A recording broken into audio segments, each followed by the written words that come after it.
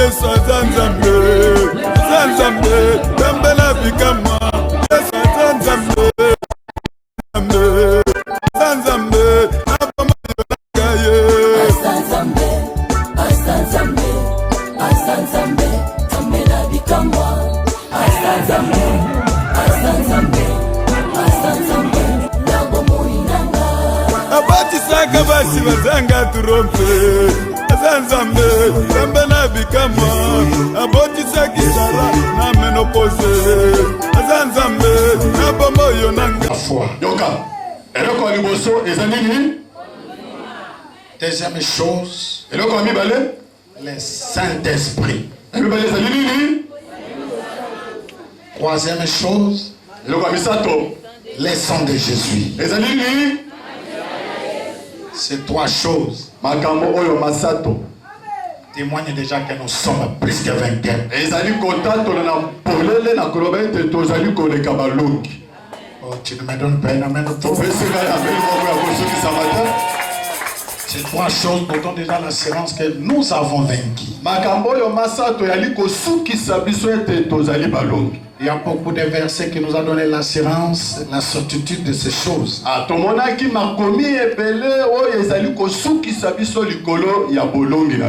Nous avons dit, la victoire qui triomphe le monde, c'est notre foi.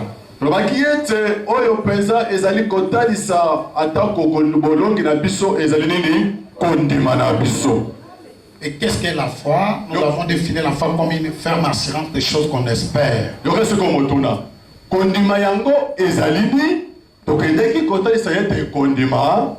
Ezali elike ya kokangama na makambo tozali kobanza kosala. Une ferme assurance des choses qu'on espère, une démonstration de celles qu'on ne voit pas. Elike makambo oyo biso tozali kokanisa kosala mpe oyo kotalisa matako bozalisi ya makambo oyo miso biso bomoto yali komona te. Est-ce que tu peux me donner un amen? OK, on peut ça amen. Toi, il faut croire que cette année tu feras de grandes choses que tu n'as jamais fait dans ta vie. S'il y a une maman qui a la foi, elle va faire déjà la yette, elle est déjà convaincue que cette année je ne fais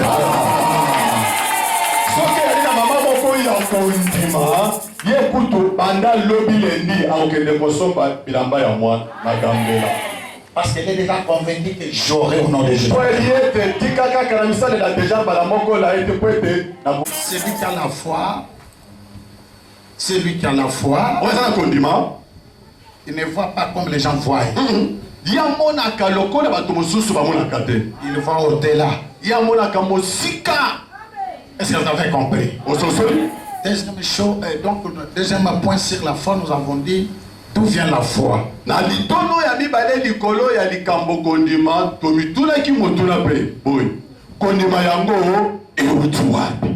foi vient de ce qu'on entend. Et ce qu'on entend, c'est la parole de Dieu. La foi qui va te sauver, qui va te donner la victoire cette année, vient lorsque tu vas écouter la parole de Dieu.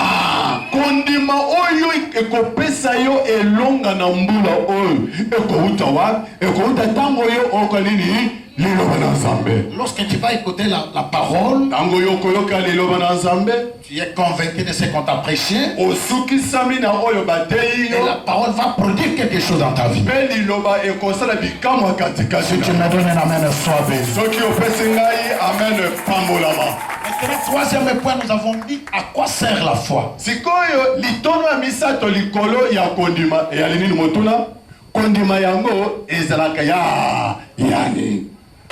Est-ce que tu peux me donner un amen? Amen. À quoi sert la foi? Sans la foi, il est impossible d'être agréable à Dieu. Donc, ce qui m'autorisent kondima, motoyango akosepelisa nzamba atako soko mokete.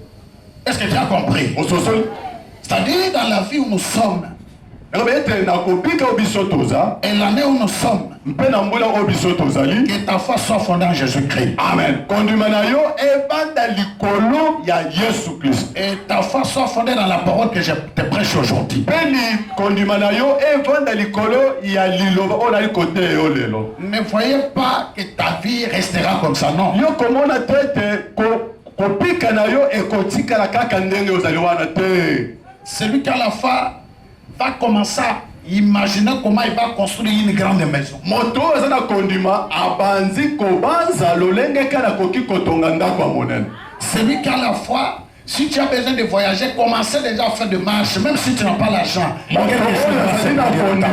Banda na lokuto zui falanga te, banda déjà kotambola kozua ba information lolenge kana kosala mobembo. Si tu as besoin de voyager, commencez déjà à le faire. Soko ni na posa ya mobembo, bandango. Parce que Dieu va agir. Est-ce que tu peux me donner la main? Ah, amen. Deuxième chose qui nous donne la victoire cette année, c'est la présence du Saint-Esprit.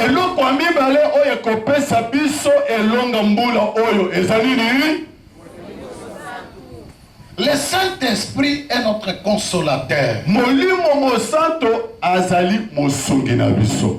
Celui qui nous fortifie, c'est le Saint-Esprit.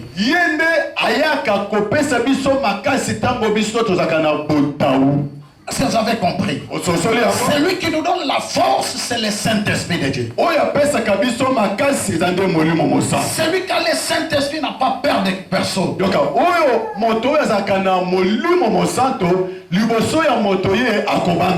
Le Saint-Esprit nous donne le courage de parler sans peur, sans honte.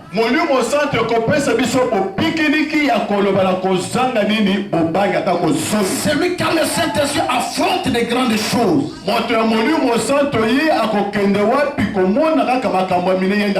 Même s'il a attaqué par 1000 personnes, il n'a pas peur.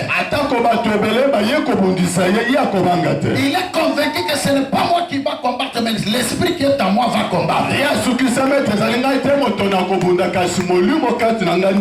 Parce que le Saint-Esprit en nous, c'est Dieu lui-même en nous. C'est pourquoi je te dis à partir d'aujourd'hui, marche avec assurance. Celui qui est en toi est plus grand. Il est plus fort. Tous tes ennemis. Applaudissez parce que je vais la gloire. Applaudissez parce que je vais la gloire. Le Saint-Esprit nous donne la force et la capacité d'affronter. Moi, l'homme du moment, j'affronte le sorcier parce que je sais qu'il y a un homme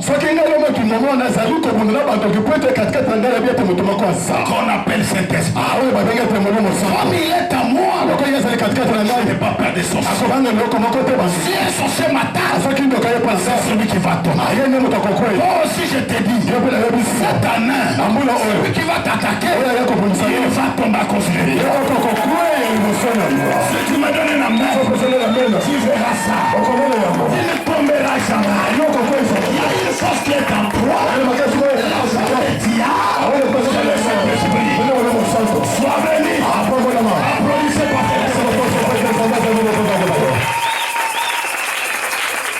celui qui a le Saint-Esprit, il marche avec assurance. Ne confondez pas le fruit du Saint-Esprit et le Saint-Esprit lui-même.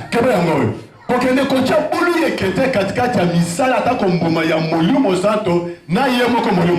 confondez pas les dons du Saint-Esprit. Est-ce que vous avez compris? Celui qui a le Saint-Esprit, le Saint-Esprit va se manifester par le fruit. La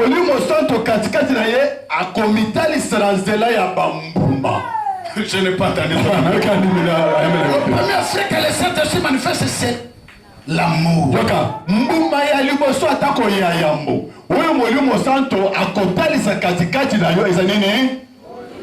Celui qui n'a pas l'amour en lui, il est du diable. Il y a un vide. Tu es pasteur, tu es prophète, serviteur, servant, apôtre, évangéliste, intercesseur, fidèle. Si tu n'as pas l'amour, celui qui demeure en toi toujours, c'est le diable.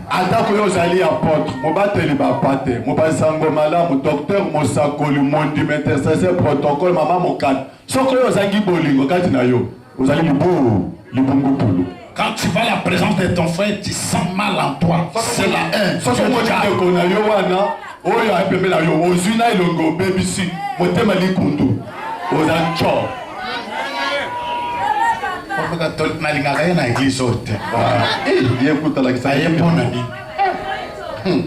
Attends, il n'a pas coûté. Azongi pe lisusu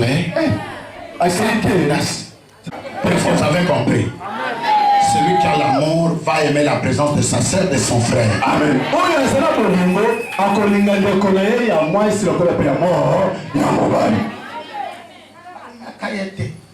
Intercesseur mobimoro balingala wana.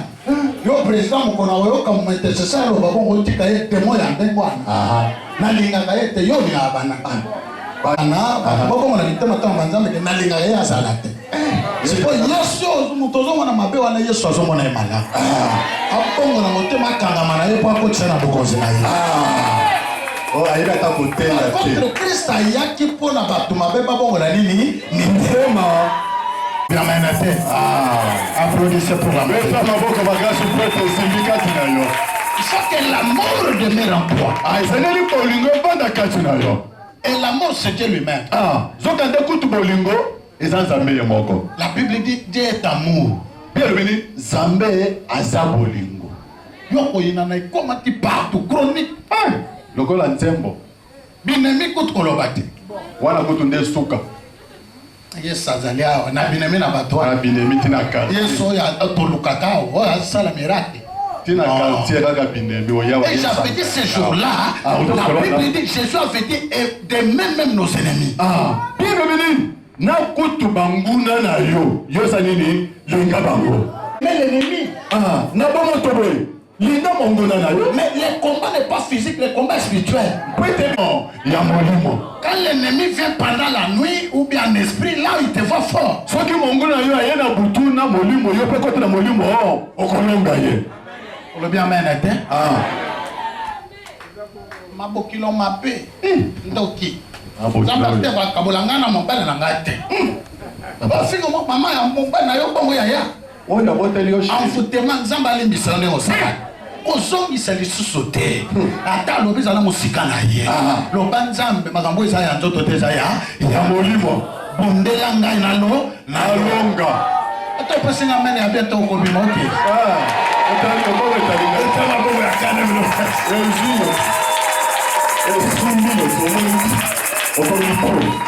C'est le Saint-Esprit, c'est notre victoire. Je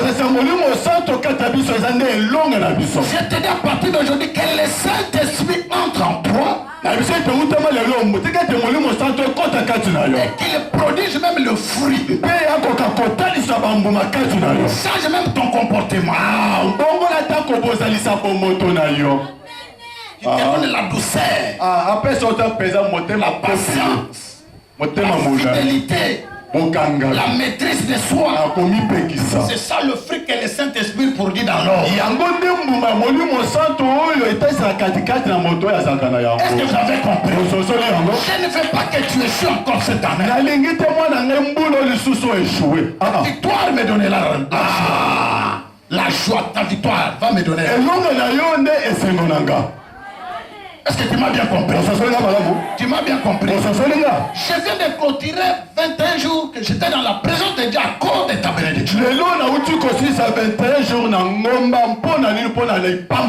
Si toute la nuit d'aujourd'hui je n'ai pas dormi, c'est dans l'Éternel tu vas bénir ton peuple.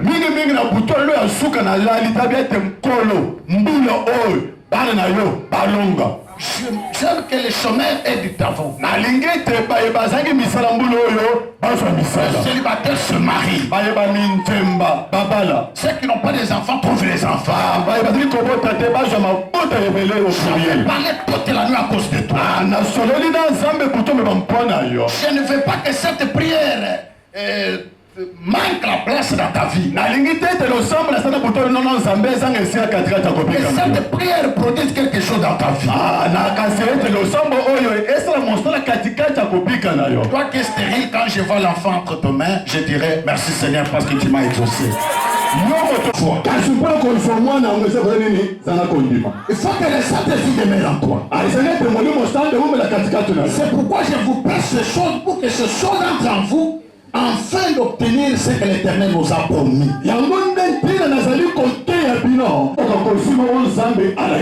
Soyez bénis.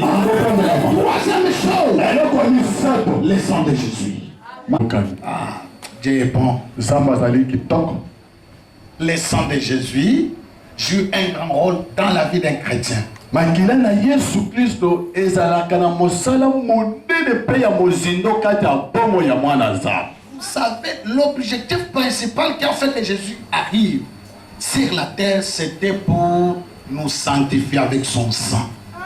Ntina monene penza kafumba ya boye na Yesu Kristo na sala mokelezani mpete Yesu asopa makila na ye mpe makila wana esokola biso na masumu na biso. Racheté pour notre Dieu. Ambo asomba biso mpona nzambe na biso. Pour que nous devenions un peuple saint, irréprochable.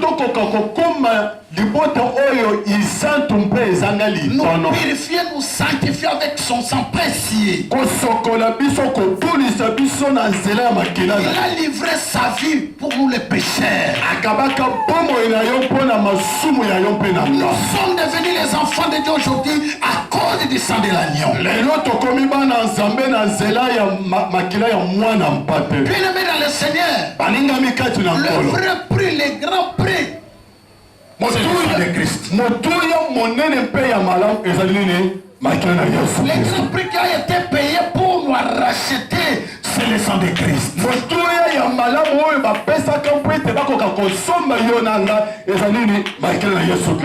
Si tu me donnes un amen, la bénédiction va entrer dans ta vie. J'avais expliqué beaucoup de choses dans ma prédication au cours de la semaine.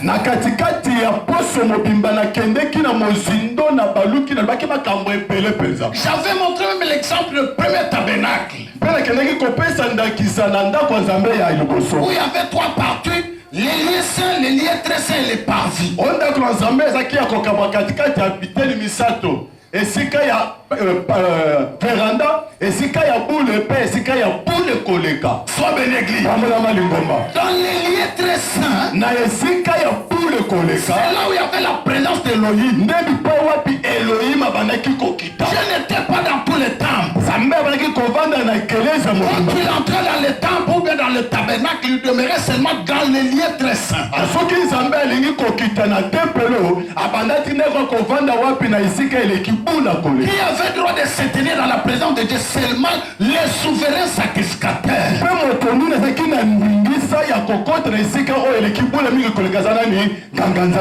les souverains sacrificateurs ne se présentaient pas ma vie. Ils prenaient le sang pour offrir. Quand il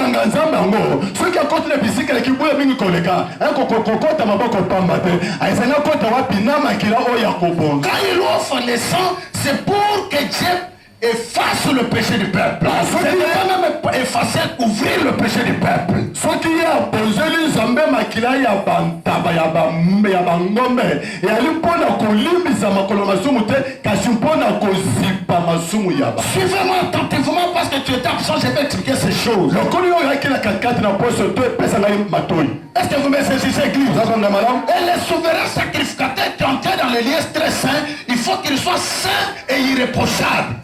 Binganga zambe yango yango ete akotra bisika yango esengeli nano amipulisa azanga lisumu azanga litono. S'il pêche, il entre dans les lieux très saints avec le péché, il va mourir là-bas. Soki asali lisumu amibongisi te akotra lisumu na bisika yango bakokende kozwa ye ebembe. Sois béni église. Sois béni église. Écoutez-moi. Les souverains sacrificateurs entraient une seule fois pour offrir le sang. Abanaki kosala bongo kaka mbala moko mpona tina koboza makila ya bibwele. Pour que Dieu pardonne le peuple d'Israël. Quand Dieu voyait le sang des taureaux, le sang des animaux, il pardonnait son peuple.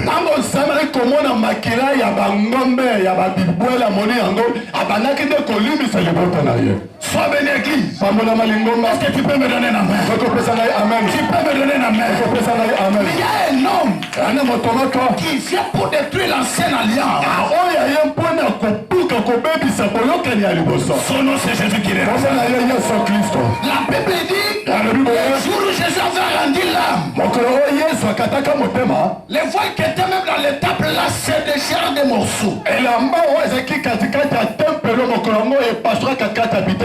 lieux très saints où les gens ne pouvaient pas voir, et l'entrée était devenue vide. koleka bule koleka wana oyo wapi bato banaki kokota te kasi mokolo oyo elamba epasukaka bato nyonso bazwi kozwa ndingisi ya kokota kuna. La Bible dit ce jour-là, mokolo wana il entre avec son propre sang. ye akotaka wapi na makila ya moto mosusu te kaza makila ya yolo. Présenter ce sang-là à Dieu. Apoza makila wana talisango epala nzo. Et le sang de Christ, ce n'est pas pour couvrir encore le péché, mais c'est pour effacer le péché de l'homme. Si tu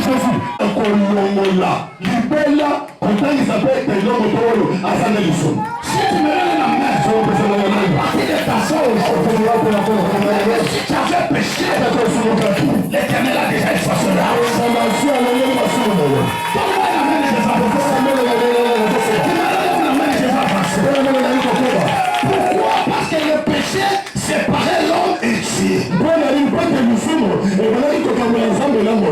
C'était akotisaki lisumu katikati ya moto yalaki mpo etili ete moto azala mosika na nzambe na ye. Parce que Dieu avait l'amour très profond envers l'homme. Mpo ete nzambe alingaki moto mingi koleka. Malgré toute créature, koleka atako ndenge akelaka biloko mais miso. Dieu aimait l'homme plus que toute créature. Nzambe alingaka moto koleka bikela mopiso. Si tu me donnes une amène, je vais prouver ça. Chaque jour, l'Éternel quittait le trône pour venir visiter l'homme sur la terre. Il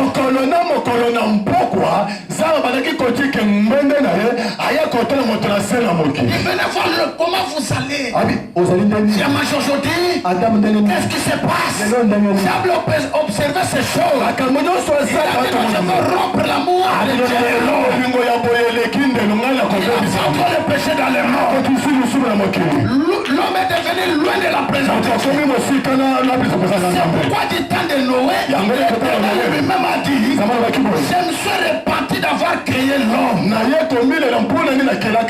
L'homme a été créé à mon image pour que je demeure en lui. Aujourd'hui, l'homme est devenu loin de moi. Si tu me donnes la main, je vais avancer avec la prédication. Est-ce que tu peux applaudir pour l'amour de Dieu? C'est que Dieu l'avait fait sur l'homme. L'Éternel a dit, je ne laisserai jamais l'homme. Je vais récupérer l'homme. Je vais récupérer l'homme. Les sangs soient versés. Il va livrer sa vie pour sauver la vie de l'homme. Parmi 24 vieillards, personne ne fut trouvé dit. Les anges et les personne ne fut trouvé dit. Il y a un homme qu'on appelle Jésus qui est de Nazareth. Il a dit, Père, moi je vais livrer ma vie pour récupérer l'homme.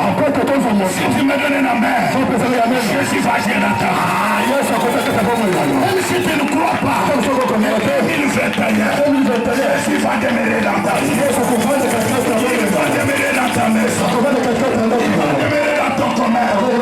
Je n'ai pas entendu des acclamations. Si tu me donnes des acclamations, faut que tu seras béni. Jésus a dit, je vais descendre pour sauver l'homme. L'homme a perdu l'esprit de Dieu. Pour vivre éternellement. À cause du péché, l'homme a perdu la vie. J'ai accepté la souffrance pour sauver l'homme. Pour l'arrivée de Christ, il y a un prophète qui arrive. Son nom c'est Esaïe. Esaïe a commencé à prophétiser. Il dit, l'homme de douleur, ça la souffrance. C'est son souffrance qu'il a porté. Nous étions errants. Chacun marchait selon sa propre voie. Mais dans son amour, il nous appelait. Si tu me donnes la main, Jésus va agir aujourd'hui la table. Même si tu n'applaudis pas, mais Jésus va agir dans la fidélité. Jésus est arrivé. Lorsqu'il est arrivé, le diable ne savait pas. Il était venu pour t'arracher, pour m'arracher. Si tu me donnes la main, il y a un verset que nous allons lire. Un jour Jésus a rassemblé les disciples. Il a rassemblé les 12 disciples. Il a pris le pain. Il a pris le vin. Il a dit, regardez, je vous donne ma chair. Je vous donne ma chair. C'est ma chair. Ça c'est mon sang. Celui qui boira mon sang ne mourra jamais. Celui qui mangera ma chair ne mourra jamais. Il parlait de sa chair. Il parlait de la parole de Dieu. Parce qu'il parlait de sang. Il parlait de son sang propre. Si tu me donnes la main, le sang de Jésus va faire un grand travail dans ta vie. Applaudissez pour la gloire de Dieu. Applaudissez pour la gloire de Dieu. Dans le sang de Jésus, il y a une véritable alliance. L'alliance, c'est-à-dire le signe d'amour. Ça va chauffer aujourd'hui. Ça va vous révéler quelque chose. Je vous ai dit auparavant que nous allons conclure une alliance aujourd'hui. Cette alliance nous aidera à marcher avec assurance cette alliance. Sois béni église. Sois béni église. Quand on parle de l'alliance, un signe d'amour entre deux personnes. Même si tu ne me donnes pas un amour, aujourd'hui nous allons conclure une alliance. Je me souviens un jour, parce que l'Éternel avait choisi Abraham. Il a dit, je lui ai choisi. Tu es mon serviteur. Qui était la maison de ton père. C'est vrai que je t'ai montré. Je te donnerai cet endroit comme héritage. Tu vas régner, tu vas dominer. Abraham, je t'aime. Tu es pour moi. Je suis pour toi. Donne-moi une amen. Mais écoutez ce que je dois faire. Je vais conclure une alliance avec toi. Et mon descendant d'après toi. En vertu de laquelle je serai l'Éternel ton Dieu. Je n'ai pas entendu ton amen. Lisons la Bible. Papa prospère. Genèse 17, 1 jusqu'à 10. Maintenant debout. Waouh. Aujourd'hui, les sorciers ne révèlent pas. Traiter une nouvelle alliance avec nous. Le sang de Christ. Amen.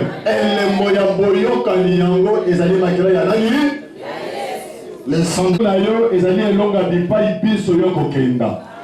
aide-nous par parler rapidement. Nous lisons de Genèse, chapitre 17, versets 1 à 10, au nom de Jésus-Christ de Nazareth. Amen. Lorsqu'Abraham fut âgé de 99 ans, l'Éternel apparaît à Abraham et lui dit, je suis le Dieu Tout-Puissant.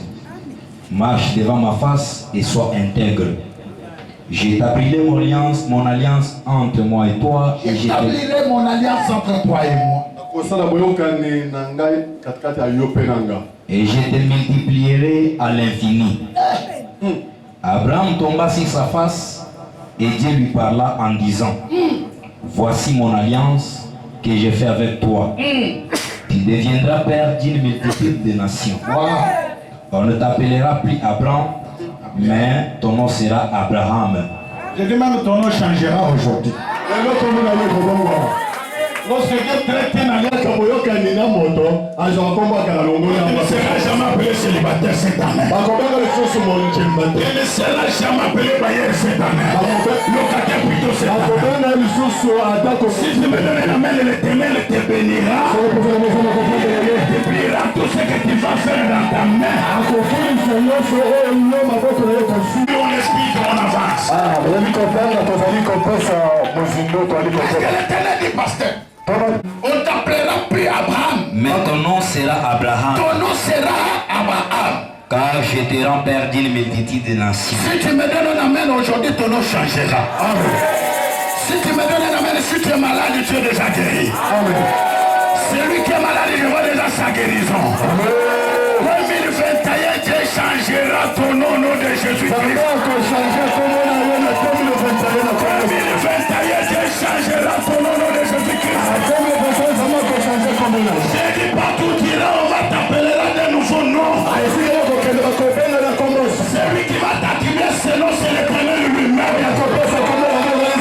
Si tu me donnes un amen, mon fils, la bénédiction va couler là. L'Éternel m'a dit, va annoncer cette bonne nouvelle à mes enfants. sang. Je vais traiter une alliance avec eux. Soyez bénis. J'ai dit soyez bénis. Continuez, pasteur. Fécond à l'infini. Je te rendrai fécond à l'infini. Je ferai de toi des nations et des rois sortiront de toi. Si tu me donnes un amen, il y a une bénédiction qui va passer là. S'il y a une maman qu'on appelle Esther dans votre quartier, les gens de votre quartier changeront leur langage.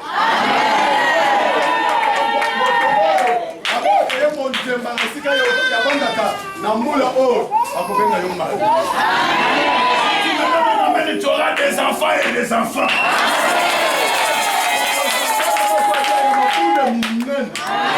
Les enfants que tu auras, ce n'est pas les Koulouna là. Les enfants, les serviteurs de Dieu, le ministre.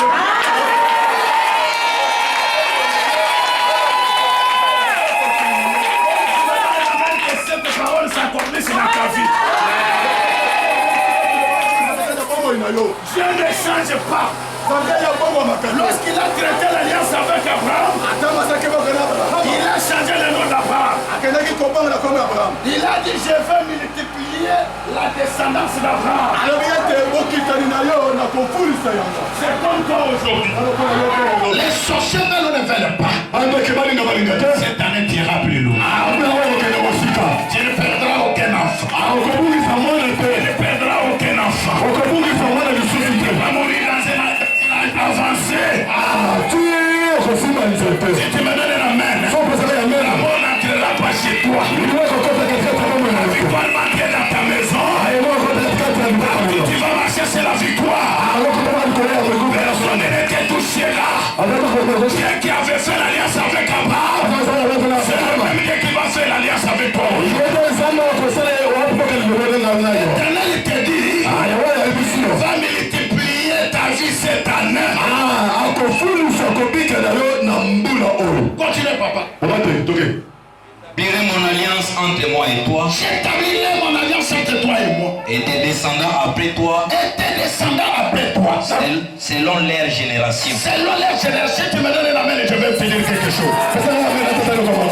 L'alliance de l'Éternel traitera avec toi aujourd'hui. Aidera tes enfants.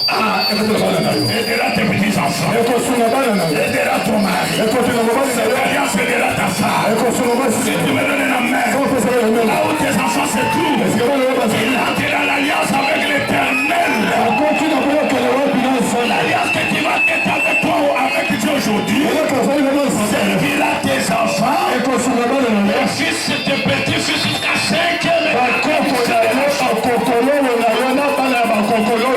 Si tu me donnes la main, que la bénédiction demeure dans ta famille.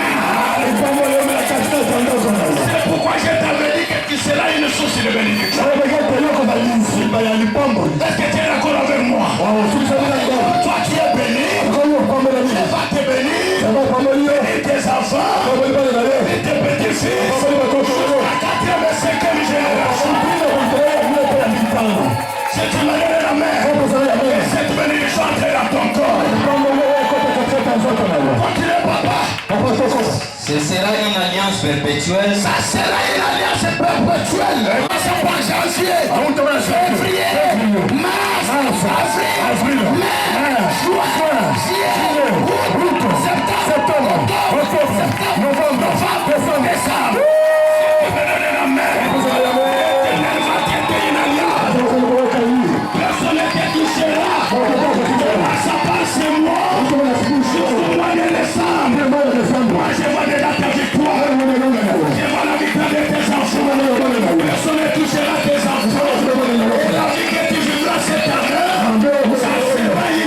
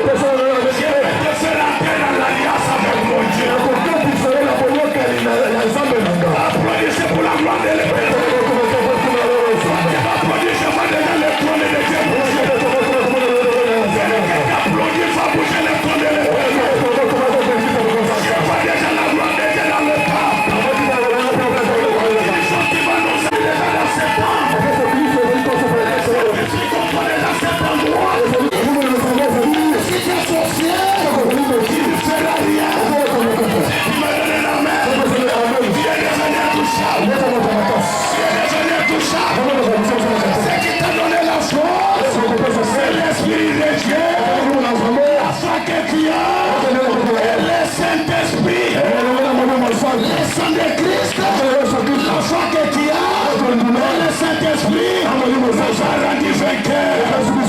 Ah, je n'ai pas entendu de l'acclamation. Applaudissez parce que l'Éternel est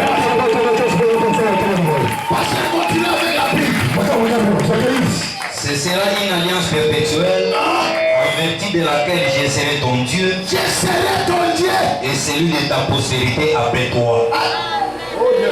Je te donnerai à tes descendants après toi les pays que tu habites comme étranger, tous les pays de Canaan. Dieu dit à Abraham. Toi, garde seulement mon alliance. Garde seulement l'alliance que tu vas traiter avec Dieu aujourd'hui. Et tes enfants après toi selon leur génération. Tes enfants après toi selon leur génération. Voici l'alliance que vous garderez entre moi et vous. Et la postérité après vous. Tout mal parmi vous. Sera circoncis. La femme mal. Mais je vais être enfant mal. Selon c'est Jésus qui est Nazareth. Je refuse tous les sangs des hommes. Les sangs de l'homme ne peut jamais sauver. Mais c'est mon sang. Mon sang qui va traiter une nouvelle alliance. Aujourd'hui nous sommes devenus des enfants de Dieu. Nous avons vaincu les sorciers de nos familles. Nous avons vaincu les marabouts de nos quartiers. Les marabouts viendront pour nous envoûter. On verra seulement l'homme de Galilée. Jésus de Nazareth. C'est lui qui suit. C'est lui qui était. C'est lui qui sera.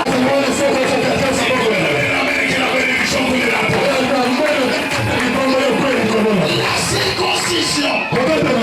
C'est l'Éternel ton Dieu. C'est à partir d'aujourd'hui. Dieu va avec toi. Cette année, ce que tu feras dans seulement.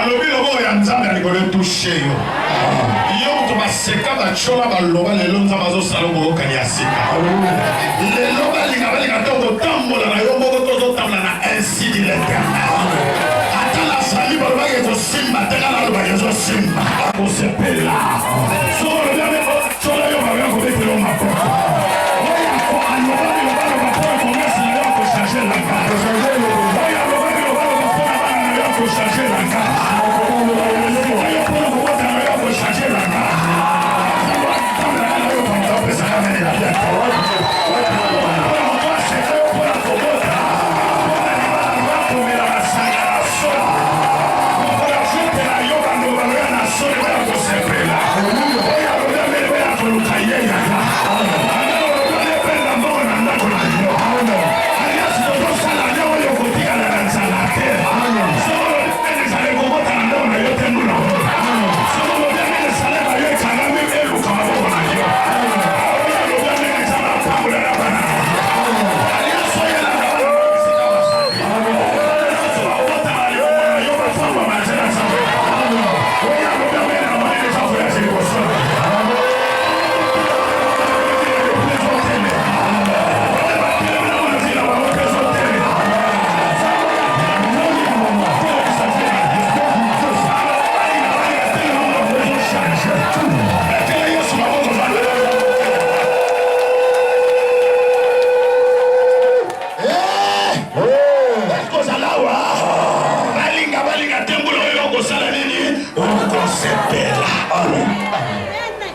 César na yo na bana na yo na bakoko na yo alias tosala yo ate oyo kolela nzala te na ndako na yo so bambula misusu lalanzala na ndako me mbula oyo lukuta so bambula misusu otambola na maladi na nzoto na boyi molimo ya maladi molimo ya liwa na fani oyo alobia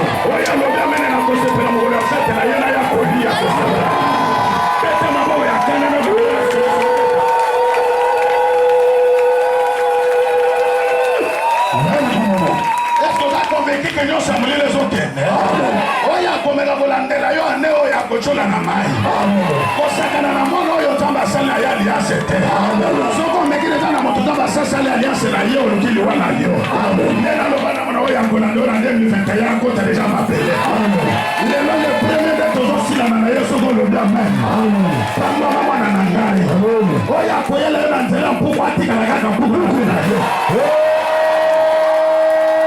yakoya na nzela ndeka atikala ndeke na vi na ye oyo ayelaka yo na mobali ya motu atikala motu ya motu oyo alobi amen amona deja miracle ezofungwa amen olobi ona amona mwana azokotana libomo na yo bisika bakangaki bana na mona deja bana bazobotama nde naloba namona deja esengo ezokotana vi na yo ndenge ozoloba ona makambo ya kitoko maladi obalimi nazokofundewa deja nabengakazabaka jova rafapa lelo maladi wana nazokoleluwa nazokoayo balobi virusi asida lelo okoma yagabetalobe yakala mwana nanga ndenge ozobeta mabokwana ndenge nayo bazobeta yango maboko oye talia leo ozalaki resor banyata yo bambula na bambula mbula ya lelo bazolongola lokolo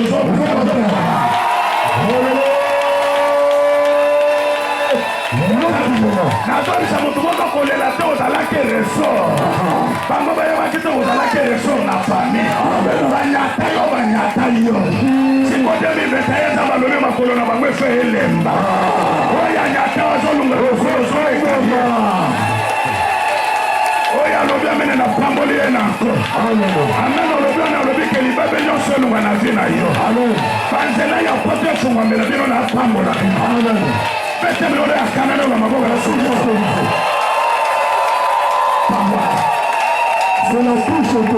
ala okosuwa ezala toke salaire ya moke te salaire na yo emata pate ya $500 tiliko yo moto otekaka na pamboli yo nanko ndenge ozote biloko na nako banakwe bakilia batonda ata bato nyonso bazovivre blocage na janvier yo vivre abondance na janvier oyo alobi amen abondance ekota na vi na ye alobi ndenge namona deja basi ya minene namona mibali bapamwami liboso na ngai namona bamama oyo batambola na esengo liboso na ngai mawa nyonso ezosikala na 2020 eza nde ya mawa te toyaki na mawa na yo tosila nango lelo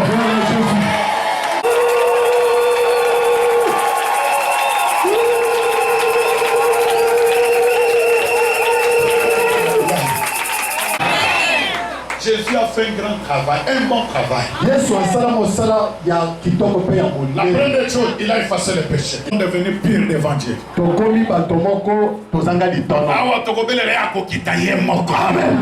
Alinga balinga tazo kitazo répondre biso.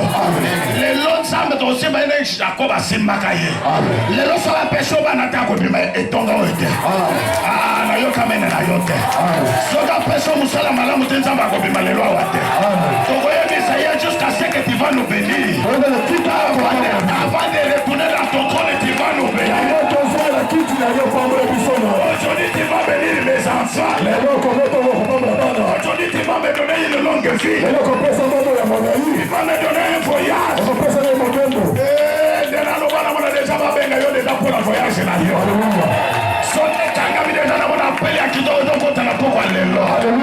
Oh, ya lo bien mena que en el hospital va a cutar la malade poco tena.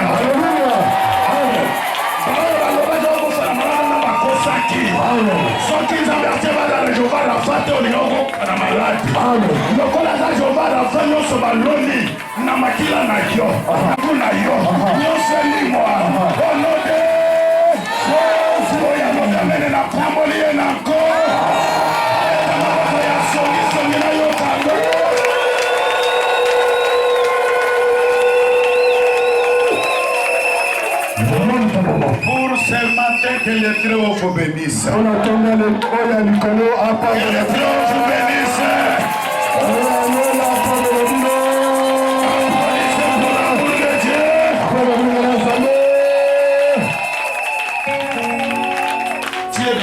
Je vous ai dit que c'est une journée où nous allons traiter une nouvelle alliance avec que Dieu.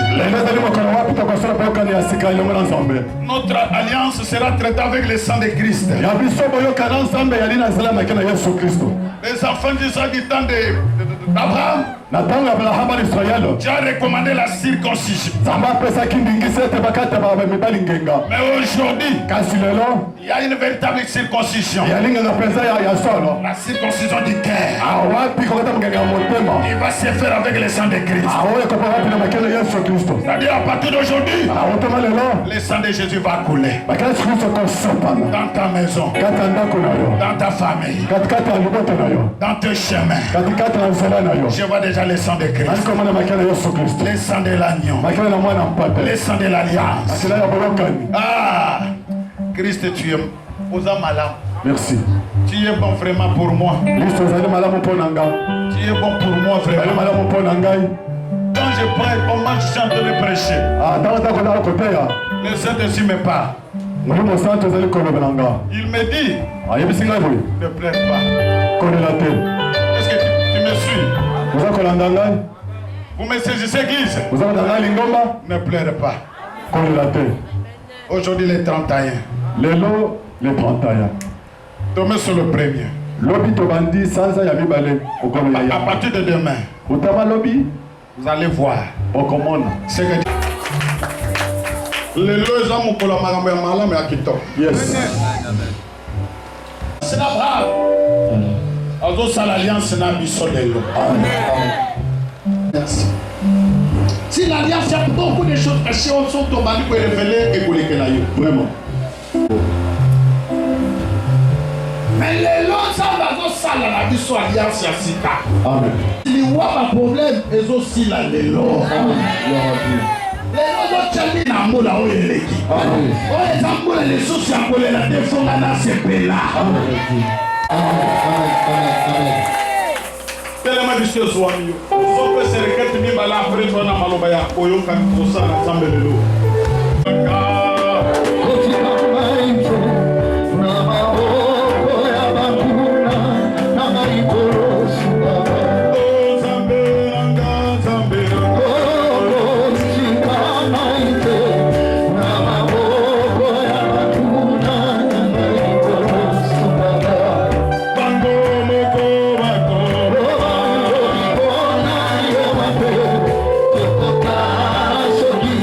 Zambe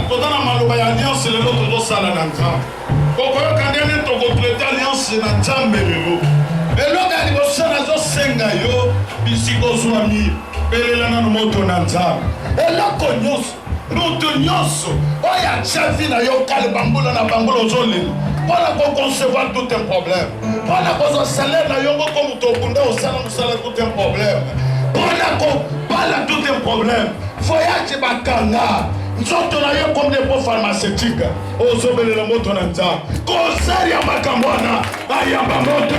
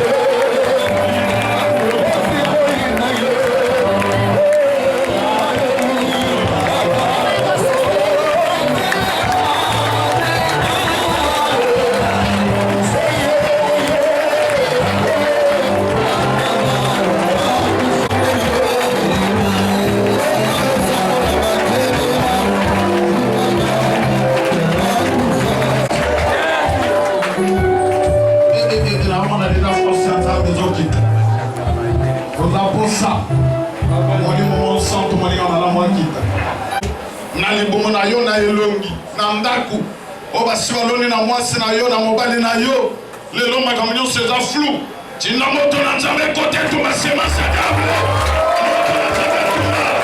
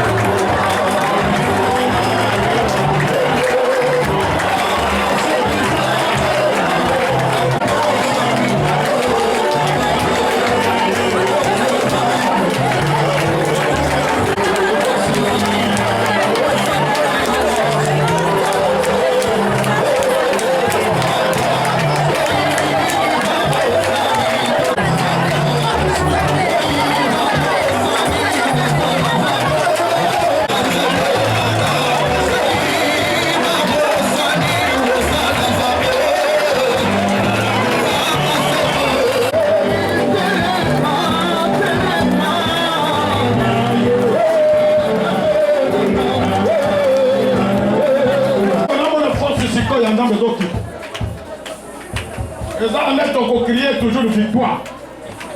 On attend crier victoire 7 fois. Chiffre 7 est là, chiffre toujours. Il y a repos. Saint-Esprit a dans la carte. Protocole va dans le vigilant. Il y a parce qu'il y a des forces et conséquences au départ. Quand on a crié, on a crié victoire. la victoire, on est dans la malade. Et ça, nous la blocade de freinage. On sait à ma porte la victoire. On va dans la transformer. Toi, il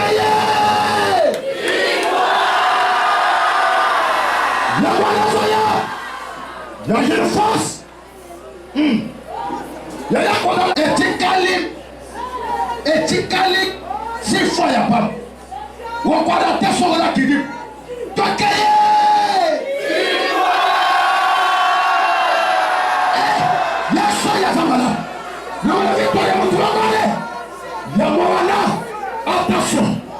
attention, protocole, il y a la victoire.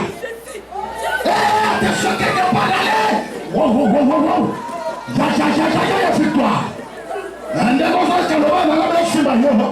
Aux a transformé la minute. C'était Dieu, on vient de nous. Attention, protocole avant de parler.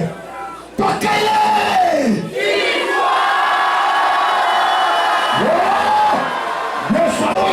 le blocage. Et tu cales 4 fois. La combinaison de la 4e tour. Makila la yesu pesa victoire. C'est déjà la pesa victoire. Quand il m'a la pesa victoire. Toi Kaye!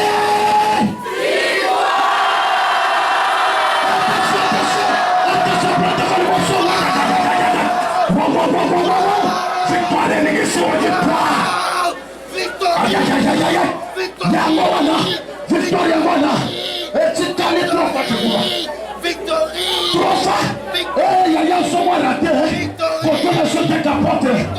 Quand on a les sautés victoire, il y a une balle à la voix. Il y a guérison, il y a d'autres là. Ça l'a branché connecté aux Zoya. Il y a mon Zoya déjà. Allez. C'est comme un fort cahier.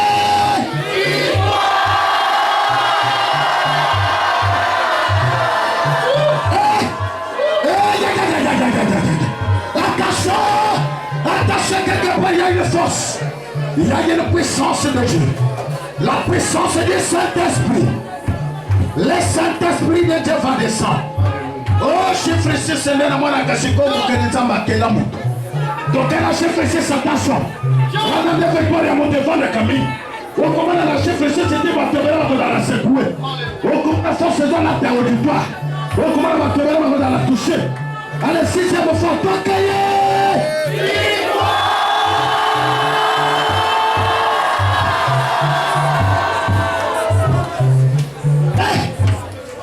Yesu azamala. Bana na loba comment pour le sauce na loba comme sauce. Na donc confirmer victoire. Hey! Ya mwana soya. C'était ma foi.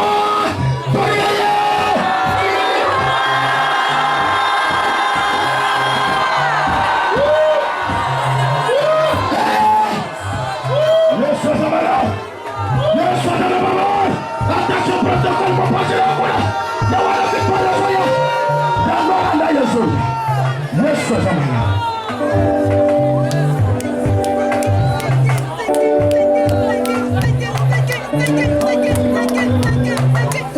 La victoire nous appartient.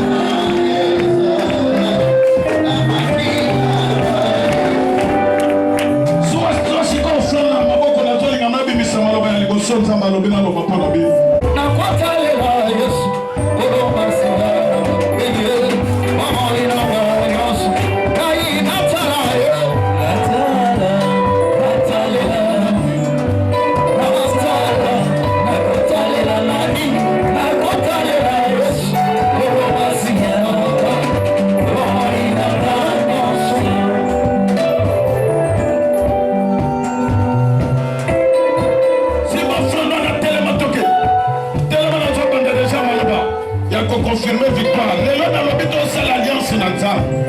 En vertu de laquelle il sera l'Éternel notre Dieu. Partout nous irons. Ici que nous kozala nzambe na biso.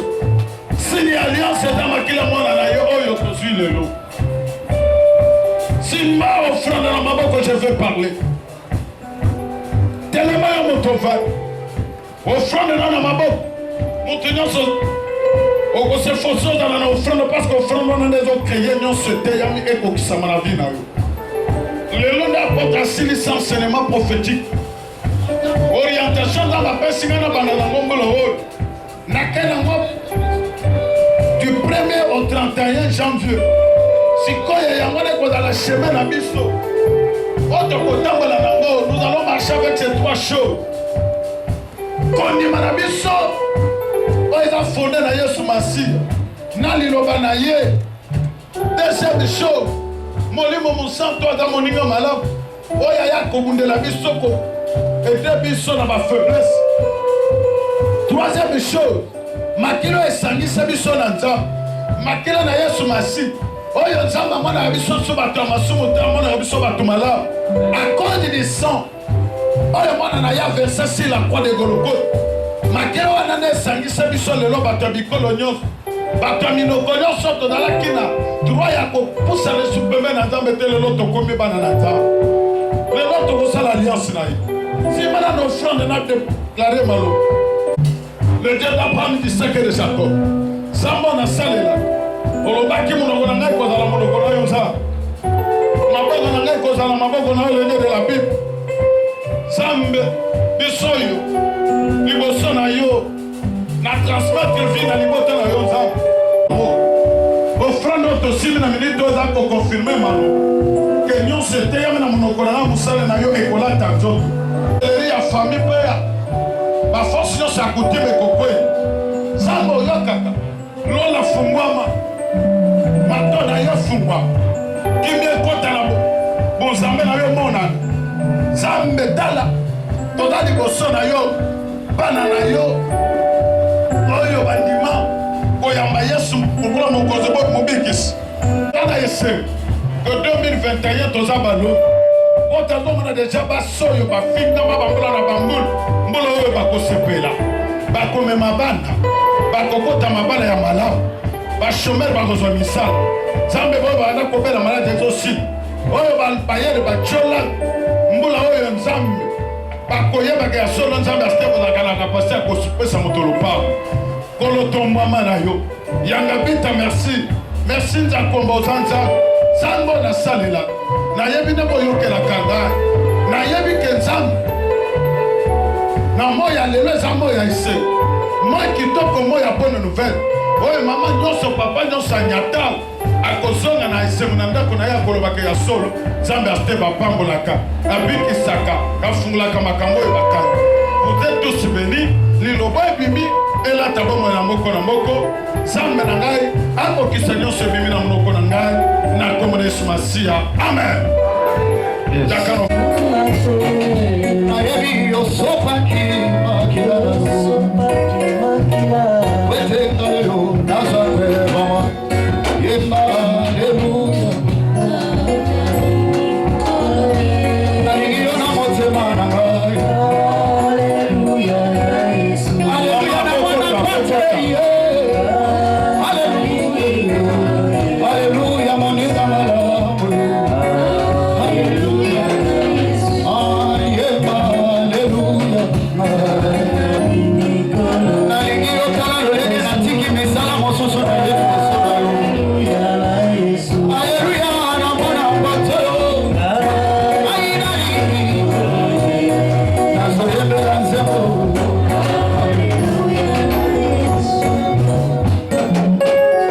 Amen. Est-ce qu'on parle amen? Amen. Amen. Awa ozoyokana na nzambe oyokana bible elobi oyo bakokanga na nse na lola mpe ekokangama atelemisi oyoki nalobi na kobanda enseignement wana oyo na enseigne bino ezanga moko te orientation ya molimo Molimo santo alobeli ngai nini na kobanda na message na bande nango. Message ezalaki na yebisa bino ke ane oyo eza ane ya victoire. Alors na yango wana bandeko na ngai na ebandeli yango la tina suka ba réalité za ebele. Nakoyebisa ke ndenge tokota décembre boye et plutôt 2021 boye eza ebele bakufa kolongwa le premier tilelo le 31 bafa fetaka mwana kiki ane eza malamu mpona ye mais ane ememeli ye liwa. Est-ce que vous avez Amen. J'ai vu beaucoup de choses liboso na ngai tango nazobondela na montagne. Et puis sinon avant mbula nyonso ebanda ngai nazalaka na présence na Nzambe. Secret na ngai ya musala isika nga force na zwaka eza losambo nalelaka na zamba na mleli naluke elonge na Nzambe Nzambe ayoki. Et banda lelo te tanga kala na église ya Congo Brazzaville jusqu'à la banda Kievre. Banda okati sebale oyo. Soto comme le 25 na yawa. Na matima ngenge na bondeli ti après na kiti na katisi. Na neo il y a quelque chose on Nzamba lobeli kai ezo senga to sala boyokani. En même temps nazana billet ya mbongo na maboko. Mbongo yo landa votre malheur à 50 francs, soit à 100. On a expliqué bateau, bateau 100 francs. Le lengeni ni babozi lango 100. Okozwa mbongo wana okotia mwana ndako na yo bomba ngo bien makasi. Na kosenga yo yoka conseil na ngai. Okopesa ngai raison un jour, okoleka okotémoigner un jour. Amen. Soko ozangi mbongo, ozangi musala. Oye osimbi bie ya mbongo wana loba Nzambe aster Nzambe aboyokani mbongo oyo musala na ya loba nango liloba na lingi nazwa musala Nzambe na ngai akoyokisa soni te. Amen. Nzambe alobi tokozwa ndenge okozwa obombi mbongo wana yo okosala effort aoluka 2100 francs oya nango mokolo ya dimanche koya 21 tozo sala alliance wana yoka apôtre malam 2100 francs oye nango na enveloppe dimanche oye kozongisa yo ozwa biye ya mbongo wana bomba na esika moko ya malamu. Ndenge mbongo ezokota na ndako na yo ata ndoka ye na butu ata na moi akomona mbongo na yo te. Yo ekopendelo million ya mbongo. Akomona bato misusu bakosuma mituka kaka na biye ya 50 francs na oyo. Ekopendelo yo mituka okozanga te na sake na yo okozanga mbongo te. Nayebi Nzambe na ngane asalaka banda to bana musala wa natikala kosala service oyo te. Eza bato basala 6 ans 5 ans 4 ans lelo tozali boy bamona na sala ngo te mais quand nazo bonda la 21 jours Nzambe a recommandé sala ya 100 francs soko zo koki kozala na mwana na yo quelque part olobi na kotisa mwana nga na alliance oyo ya papa na ngai yo ozwa bie ya 100 francs bombango oyebake na alliance na yo na mwana na yo aza ozwili ye 2100 francs na ye oye nango ya yo 2100 francs oye nango okolobake nde toza na papa olie moto azwa 50 tozwi bie moko mais na enveloppe bokoya na moto 2100 francs na ye 2100 francs me bozwi bie moko ese bozolanda nga malamu nde boyokani oyo toyokana na Nzambe. Alors toza na maloba avant toleka na partage ya bie ya mbongo oyo bokolanda maloba oyo bozala concentré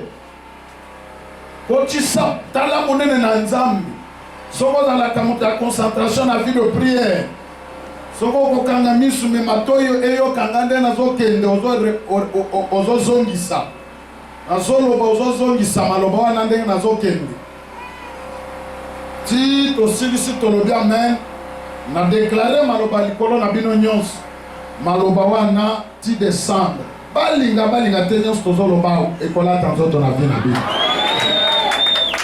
zala concentré Avant tout, l'alliance des vrais adorateurs de Yahvé et leur Dieu. Boyokani ya ba vrai adorateur, bakumba melianzambe ya solo, nanzambe na bango. Ozokende, le Dieu d'Abraham, Tokei. Le Dieu d'Isaac. Le Dieu de Jacob. Zambe apôtre Esther. Tosangana wa mukolo ya lelo. Pona kosala boyokani o tokotambola na yango na okotambola na biso na yango na 2021.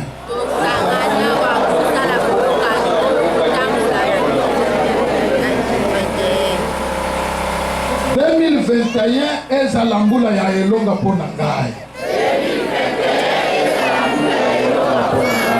Pona bana na ngai.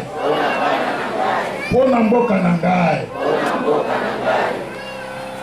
Natambola na présence na yo. Biloko misato oyo ekopesa elonga ya vi na ngai. Kondima na ngai kati na Yesu Masiya. Molimo monsantu kati na ngai. Makila na Yesu na yo likolo na ngai. Nakotambola na yango pona kokumbamela yo. Pe pona kosalela yo. Zambi ya Esther. Tozoyoka na yo banda lelo. Liwa enyata te na ndako na ngai. Ndenge na bandi na yo na ebandeli ya mbula. Na ndenge na kosilisa na yo. Maladi nyonso ezalaki na vi na ngai. Na libota na ngai. Ezosila. Zambi ya Esther. Mutu nyonso akoya kobundisa ngai. Akokweya pona ngai. Zambi ya Esther. Pambola ngai mbula oyo. Bikuke nyonso ekangama. Efungwama pona ngai. Zambi ya Esther. Batela ngai. Bikisa ngai. Bolamu na yo oyo osalaka na baoyo ya yo. Ezala likolo na ngai. Zambi ya Esther. L'eau les a témoins. Mabele les a témoins. Batela église na yo. Assemblée chrétienne des vrais adorateurs. Batela mukambi na biso. Apôtre Esther Venkese. Na libota na ye. Batela basali na nzambe nyonso. Ya basi na ya mibali. Batela bandimi nyonso. Muto ya koluka biso bitumba. Akweya. Zambi Abraham. Gloire na yo ekita na esika oyo. Bonheur na yo elanda ngai. Na ebandeli ya mbula. Tina suka. Ba projet nyonso oyo nasalaka. Oyo nyonso eza na mutu na ngai. Ekokisama mbula oyo. Na pesio merci. Lisu na yo ezala likolo na ngai. Obanda mois ya janvier oyo ti décembre. Litoi na yo efungwama. Pona koyokela ngai. Moma nyonso na kotelema liboso na yo. Soki likambo etelemeli ngai. Matoi na yo efungwama. oyanola ngai oyanola ngai oyanola losambo na ngai oyanola losambo na ngai banguna nyonso balandelaka vi na ngai banguna nyonso oyo balandelaka vi na ngai batyola na mai lolenge baegyptien batyolaki na mai ntango babanda kolanda libota na yo na israele misala nyonso ya maboko na ngai epambwama Nzambe sala oza nzambe ya boyokani oza nzambe ya bolingo oyo toyokani na yo lelo ekokokisama nakosimba bilaka na yo nakotemonie monene na yo mpona kosukisa avant nakoma décembre likambo oyo etungisa bomoi na ngai nakotatola monene na yo okosalela ngai yango kimi ekote na motema na ngai nakotambola lisusu ngai moko te naasosio yo nzambe ya ster tambwisa ngai namona bolamu na yo na kombo na Yesu Masiya amen kotombola maboko na bino nzambe nasalelaka oza nzambe alliance lola oza témoin mabele oza témoin toyokani ndenge bana israele babanda koyokana chaque moment mpo toyebi ke espoir na biso appui na biso refuge na biso eza kaka yo Yesu nayebi kati ya lingomba oyo eza bamama mosusu bafingama mpona kobota me oyebi ndenge na leli nzambe ane oyo mwasi nyonso oyo bafinga ekomba akomema bana na maboko na kati na biso oyo eza bamisu maladi elata bango motema esuki aza na pasi banda baprendre ye mpona maladi wana nzambe ya steve oyo eza ane oyo loboko na yo ekokita likolo na bango maladi nyonso ezalaki na nzoto na bango elemwa na kombo na Yesu yo oyo natomboli likolo nzambe olobaki la profondeur appelle la profondeur on donne à celui qui a nzambe mbongo oyo eza mbongo mokie me ngai nazomona mbongo ebele liboso na ngai na nzela ya mbongo oyo moto akozwa biye ekobendela ye mituka na ndako ekobendela ye mosala ya valer nzambe ata ndako na ye ekauka me soki asili biye oyo ake kote amona miracle na yo. Tout est sanctifié par la prière et par ta parole. Na sal acte oyo eza acte ya kondima. Un jour na cause na témoignage de chaque moment na banga kosimba biye ya mbongo papa apesa ngai soki nake mpona teka il faut baklia batonda nzambe ntango nasengi biye ya mbongo papa apesa ngai ntango nalobi maloba nakeyi salaire na ngai ebimi ntango nasimbi biye oyo papa apesa ngai nasumbi lupango oyo nayebaki teke na kosumba oza nzambe osalaka nalunguli molili liboso na bango nzambe oyo nayebi ndenge ondima ngai nasalaka na makasi na ngai te nasalaka na kolandisama na oyo saint-esprit alobaka nasala naza na kondi kende bazokende awa elongi eza na moto nyonso bakotemoigne bunzambe na yo bakoloba ya solo yesu oza nzambe naza mosale na yo nyonso tosali lelo nzambe na ngai azala témoin baange bazala batémoin moto nyonso akoluka malere na bino moto wana akufwa moto nyonso akoluka kobale bino banzela mopanga na nzambe elongola ye moto nyonso akoprepare monduki mpo na bino monduki wana ezwa ye moko ndenge na telemi liboso na nzambe na bao bazwi meme temps ya komona nawa lelo te bafrade oratere basangana kao loboko na nzambe ezala na bango ane oyo nakotikala kokunda ata moko na bino te ane oyo nakopambola mabala na bino ane oyo nakopambola bana na bino ane oyo nakopambola misala na bino eza ane oyo bokotemoigneke ya solo victoire eza likolo ya moko na moko kimia ekota na nyonso bokosala nzambe na ngai azala nzambe na bino soki ozaatake quelque part obeleli nzambe ya ster warapele nzambe journée ya lelo nzambe na ngai akita arépondre yo merci parce que oyoki orépondre solution eza na moko libota mobimba baza kobambwama na kombo na yesu masiya amen ovandi azazambe yabozwa bia ya mbongo yaka okoya kozongisa lendi mashipo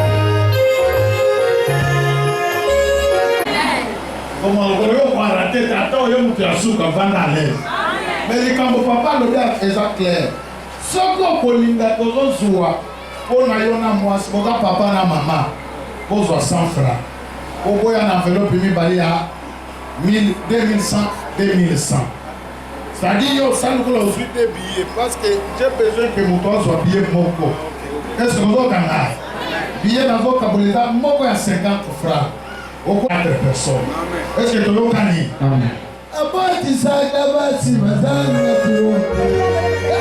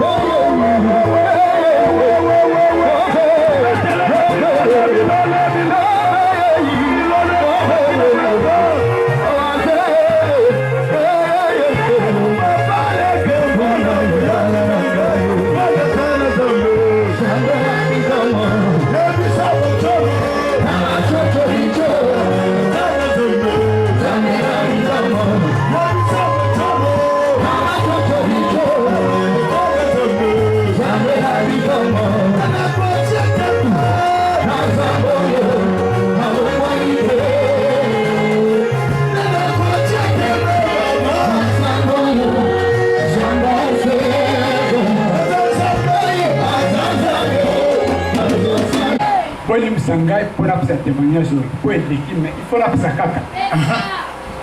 Bandeko, Nazam Tabitum, Mabarabu Mwan, cela pour l'âge oil. N'a raté accident et belé. Accident Bousso n'a raté en 1975. Quand on a zaki à l'université, vraiment, il n'y a pas de piqué pour les acquis bien prêts et soit qu'il gagne. Na kasavu para nzando e publisa do e bai apna musika ba kriye bakana kufaki nena na keleki na mabolongo tina na nani oyo na la police oyo na oyo otu novembre Kotai foba na oui ni kuna ke kotai foba na keleki ti pour la ba komanda wana ni ba kado ya ba tamsa ba banani il va pas plus de roulage voilà. La quelqu'un qui va dire c'est un problème. Roulage voilà quelqu'un. Zambe, yes Zambe, Zambe, Zambe la bikama, yes Zambe, Zambe, Zambe, Abama gaye. Zambe, Zambe, Zambe, Zambe la bikama, Zambe, Zambe. Abatisaka basi bazanga turompe Azanzambe, zambe na bikama Abotisaki sara na menopause Azanzambe, na bomoyo nanga